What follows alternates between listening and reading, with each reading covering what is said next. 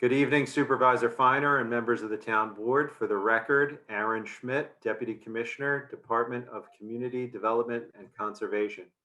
You may recall that in 2018, through the efforts of the Department of Community Development and Conservation and the Bureau of Engineering, the town was awarded an urban forestry grant in the amount of $59,280 with no required town matching contributions by the New York State Department of Environmental Conservation for the purposes of having a street tree inventory conducted along with the development of a community forest management plan. I am pleased to report that the selected consultant, Davey Resource Group, has completed the town's street tree inventory and community forest management plan and is here this evening to present the results of the inventory for the benefit of the board and members of the public. Town staff will utilize the inventory to quickly locate trees from the office and in the field, prioritize and plan tree maintenance, and keep maintenance records up to date. Justify its urban forestry decisions, including tree pruning, removal, and replacement. Easily and efficiently respond to calls about trees, create tree-related reports, and share the benefits of our urban forest and promote the value of our community's trees. Without further ado, I would like to turn things over to Sophia Rodbell of Davey Resource Group, who will present a brief slideshow to review the results of the inventory. Thank you. Thanks, Aaron. Good evening, everyone. I'm just gonna try and share my screen here as best as possible, and please let me know if you can see it. Hey, Sharon. Yep, you can see it. Okay. So this is obviously the Town of Greenburgh street tree inventory results. It is quite a brief presentation, but please feel free to interrupt me at any time if you have any questions you would like me to go over. So the sites included in the inventory were trees, stumps, and planting sites located within town-maintained street right-of-ways. The planting sites were in specifically environmental justice areas and were limited to roughly 300 sites. However, I believe we collected a little over that just to be safe. The data fields that we collected at Davey Resource Group were the location, which was the address, the on-street, and the side of the property, the GPS coordinates, species, common and scientific, the size of the tree, so that was DBH, whether or not it was multi-stem, tree condition, primary maintenance needs, defects, risk assessment based on the ANSI A300 track, residual risk, further inspection, and whether or not overhead utilities were present. And this collection occurred in 2019.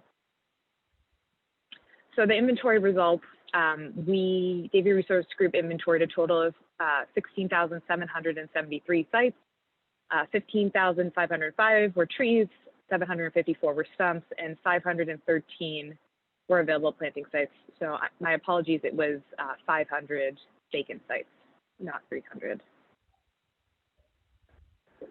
For diversity, there were the top 5 genera were maple, red cedar, spruce, oak, and pine. Maple comprising 26% of the total inventory.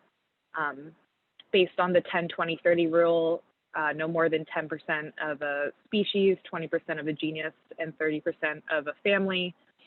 Maples far exceeded the 20% rule in this case, which is very, very common for New York State, especially in this area of the state. For tree condition, Greenburgh had a very high percentage of trees in what we consider good condition. So that was 36% of the total inventory, and only 8% of the inventory accounted for poor to dead. That is extremely low in from the inventories that I've done in the area. So that was great. Maintenance needs by risk, as you can see, since most things were in low risk, Greenburgh actually had 0 trees in the extreme risk category. But as you can see here, there were a few high risk removals and some moderate risk prunes and removals, but for the most part, again, the inventory came out to low risk rating.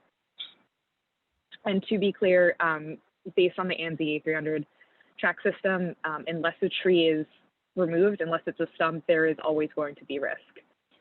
So low is as low as you can get on a risk rating. There is never none unless you remove the tree. The diameter class distribution for Greenburgh really tended towards the ideal. As you can see, that orange line represents sort of what we're aiming for, especially on the East Coast, more young trees and sort of going down a percentage, established, maturing, and mature. And again, I've seen this quite often in the New York State area is maturing trees fall short of the ideal.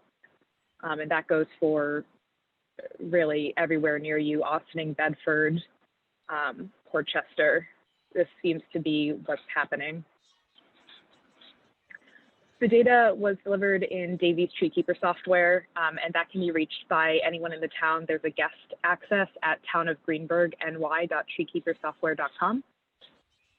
And what you can see on there, on the guest access, is really just some, it's not in this much detail. This is a logged in view, but you can see the address, the species, and the size, as well as you see the nice Google aerial image and the Google Street View. So this is a Cornus, Florida, which is a dogwood, a flowering dogwood in someone's front yard at 11 South High Street. So summary and next steps. We recommend diversifying distributions of genus and species when planting by no longer planting maples. We don't recommend going out of your way to remove healthy maples, but just to limit the planting and focus on other species. Prioritize a strong young tree training program to continue with the healthy diameter size class distribution that you already have. And then prune young trees now to improve structure, encouraging better form as they age. And this will theoretically save costs down the road. If a tree has good form from a young age, you're not going to have the big issues that you have when it becomes larger and fails in ways that could have been prevented. And then use Treekeeper to keep the inventory up to date as much as possible and update it as work is performed. And this is my contact information if you have any questions outside of today's meeting. Thank you. Thank you very much.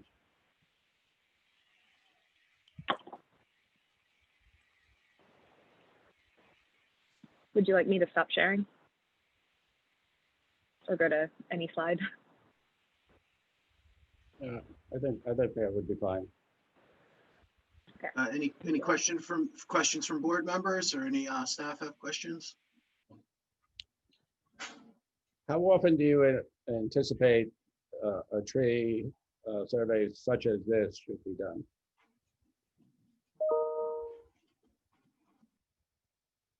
So I'm happy to jump in here.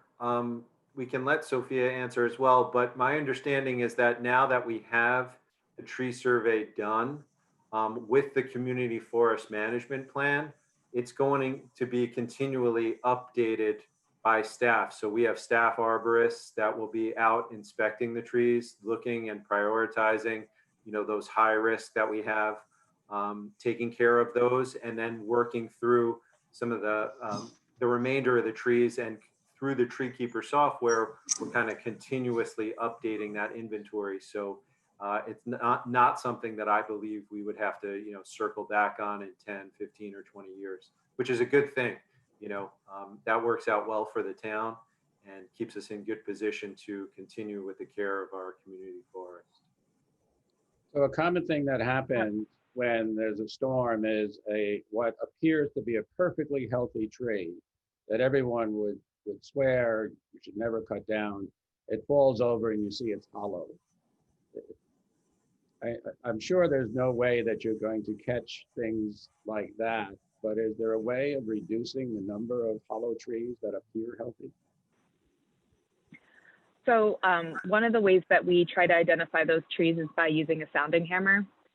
So if we see any sign that there could be decay pockets within the tree, we will sound that. It's a level 2 inspection, so we use a sounding hammer or a probe to sort of poke around in those decay areas. So we're definitely doing our best to locate those issues. However, if it cannot be seen from the ground on a level 2 inventory, it's just something that can't be predicted, and it's no one's fault that it wasn't able to be found. But this will help prevent those instances from happening. I'm sure that's not the first time you got that question.